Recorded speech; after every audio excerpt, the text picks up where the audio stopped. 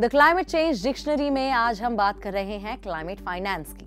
Finance मतलब पैसा, तो क्लाइमेट फाइनेंस का मतलब है दुनिया भर में चल रही जलवायु समस्या या क्लाइमेट क्राइसिस से निपटने के लिए जरूरी धनराशि। क्लाइमेट क्राइसिस से निपटने के लिए उठाए गए कदमों को क्लाइमेट एक्शन कहा जाता है। इसमें दो बड़ी चीजें शामिल होती हैं, अडेप्टेशन यानी अनुकूलन और मिटिगेशन यानी शमन। इसमें एक और चीज जुड़ती है, लॉस एंड डैमेजेस यानी हानि और नुकसान।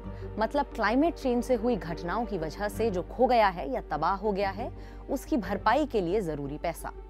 इन सभी चीजों के लिए आवश्यक पैसे को ही क्लाइमेट फाइनेंस कहा जाता है। अब आप सोचेंगे, पर यहाँ कौन किसे फाइनेंस कर रहा है? क्लाइमेट फाइनेंस क्या है, इसकी जरूरत क्या है, वगैरह वगैरह। इससे कहीं ज्यादा मुद्दे की बात यह है कि ये पैसा कहां से आता है और इसे कौन देता है। ये है इस मसले की असल राजनीति।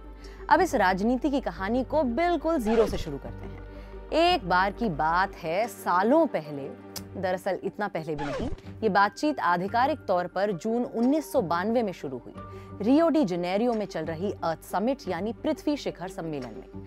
यहाँ UNFCCC या संयुक्त राष्ट्र का framework convention on climate change का ड्राफ्ट यानी मसौदा तैयार किया गया। यहाँ ये शब्द पहली बार सामने आया था। 2009 में ये तय किया गया कि 2020 तक हर साल विकसित देश विकासशील देशों को $100 अरब देंगे। फिर 2015 पेरिस में COP21 में पेरिस समझौते के तहत तय किया गया कि ये धनराशि देने की समय सीमा 2025 तक बढ़ा दी जाएगी। 2025 के बाद इस राशि को अमेंड या संशोधित किया जाएगा। पेरिस एग्रीमेंट यानी पेरिस समझौता क्या है, ये हमने आपको अपने पिछले वीडियो में बताया था, तो अब आप ये वीडियो यहीं पॉज कीजिए, वापस जाइए और पहले उसे देखिए। वैसे मोटे तौर पर पेरिस समझौते में 196 देशों ने एक समझौते पर हस्ताक्षर किए, जहां विकसित देशों ने विकासशील देशों से 3 बड़े वादे किए। सबसे पहले तकनीक को विकसित करने में सहायता, दूसरा क्षमता बढ़ाने में सहायता और तीसरा और सबसे महत्वपूर्ण आर्थिक सहायता। एक बात सबने मानी कि यूके और अमेरिका जैसे विकसित देश भारत और दक्षिण अफ्रीका जैसे विकासशील देशों को क्लाइमेट चेंज से निपटने के लिए पैसे देंगे, क्योंकि अगर विकासशील देश क्लाइमेट चेंज रोकने के लिए कदम नहीं उठाएंगे तो इसका प्रभाव पूरी पृथ्वी को झेलना पड़ेगा। अब आप सोच रहे होंगे कि हम अपने क्लाइमेट एक्शन के पैसे खुद क्यों नहीं भर सकते? भाई, क्योंकि हमारे पास पैसे हैं ही नहीं। और दूसरी बात यह कि पूरी दुनिया ने मिलजुल कर एक समझ बना ली है कि क्लाइमेट चेंज की ज्यादा जिम्मेदारी विकसित देशों की है। विकसित राष्ट्रों को हिस्टोरिकल पोल्यूटर्स यानी ऐतिहासिक प्रदूषक कहा जाता है, क्योंकि उन्होंने औद्योगिक क्रांति के दौरान और उसके बाद भी काफी वक्त तक पृथ्वी को प्रदूषित करने में जरूरत से कहीं ज्यादा योगदान दिया। तो अब ज्यादा गलती अगर उनकी है तो ज्यादा जिम्मेदारी भी उन्हें ही उठानी पड़ेगी।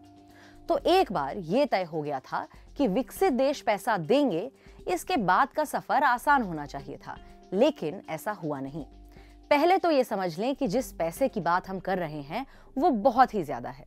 मेरा मतलब है कि हम लाखों अरबों खरबों डॉलर की बात कर रहे हैं। ये रकम सभी विकासशील देशों के लिए करीब $6 ट्रिलियन है, वो भी साल 2030 तक। विकसित देश ये पैसा देने में नाक मुंह सिकोड़ते रहे हैं और इस पैसे के बिना विकासशील देश अब कोई भी कदम उठाने के लिए तैयार नहीं है। अब बात करते हैं अपने ही देश की। ग्लासगो में COP26 में हमारे प्रधानमंत्री मोदी ने भारत के लिए काफी महत्वाकांक्षी जलवायु लक्ष्यों की घोषणा की। साल 2070 तक नेट जीरो हासिल करने का लक्ष्य अचानक यहीं घोषित किया गया, जो कि 5 बड़े लक्ष्यों का हिस्सा था।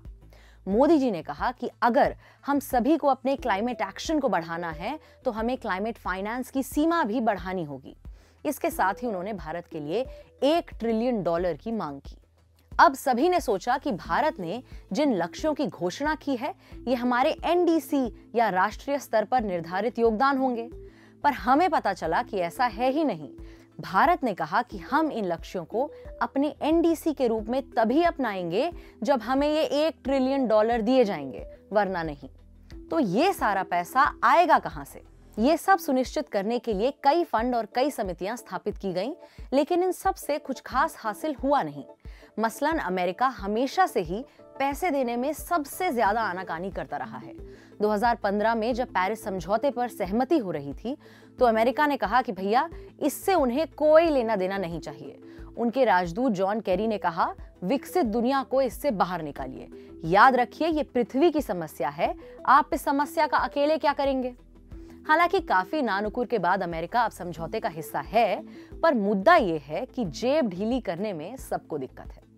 अब अगर इन देशों को पेरिस समझौते के हिसाब से 2025 तक हर साल $100 बिलियन देने में पहले से ही इतनी दिक्कत है, तो 2025 के बाद इसे बढ़ाने में कितने पसीने छूटेंगे ये आप सोच ही सकते हैं। फिलहाल क्लाइमेट फाइनेंस के तहत दिया जा रहा पैसा बहुत ही कम है और काफी ज्यादा रहस्य में डूबा हुआ है।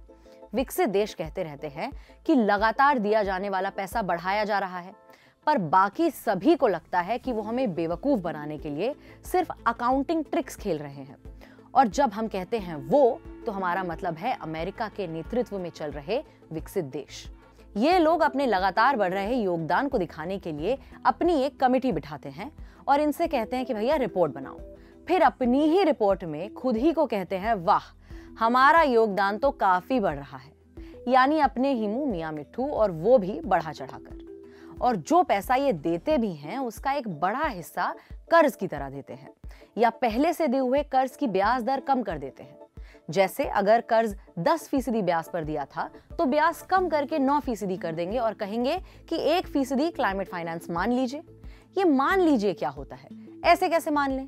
ये तो वही बात हो गई कि चलो हमने आपस में तय किया कि आप मुझे पैसे देंगे, अब मैंने मान लिया कि ये पैसे मेरे हैं, मुझे मिलने वाले हैं, इसी हिसाब से मैंने खर्च करने शुरू किए, पर आप ये पैसा दे ही नहीं रहे हैं। और जब मैं आपसे मांगूं तो आप कहें, ओहो तुम्हें पैसों की जरूरत है, कोई बात नहीं, अभी मुझसे ले लो, बाद में वापस कर देना।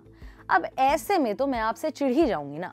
और अमेरिका सभी को चिढ़ाने में सबसे आगे है, बिल्कुल अव्वल। COP26 से सबको काफी उम्मीदें थी कि कोई मजबूत स्टैंड लिया जाएगा, डिफॉल्टरों के कान खींचे जाएंगे और क्लाइमेट फाइनेंस पर कुछ ठोस निकलकर सामने आएगा। लेकिन ऐसा कुछ हुआ नहीं, अमेरिका बड़ी मौज में निकल गया। लेकिन अब क्लाइमेट फाइनेंस की इस पूरी राजनीति में हमारे जैसे देश एक ऐसी दुनिया में बैकफुट पर आ जाते हैं जहां कार्बन लगभग एक वस्तु या कमोडिटी है। और इससे जुड़ी राजनीति पर स्पष्टता की कमी की वजह से ही असमानता का माहौल और आधार बनता है, जो कार्बन कोलोनियलिज्म या कार्बन उपनिवेशवाद जैसे शब्दों को जन्म देता है। इसके बारे में हम आपको अपने अगले वीडियो में बताएंगे, इसलिए आप देखते रहिए क्विंट हिंदी।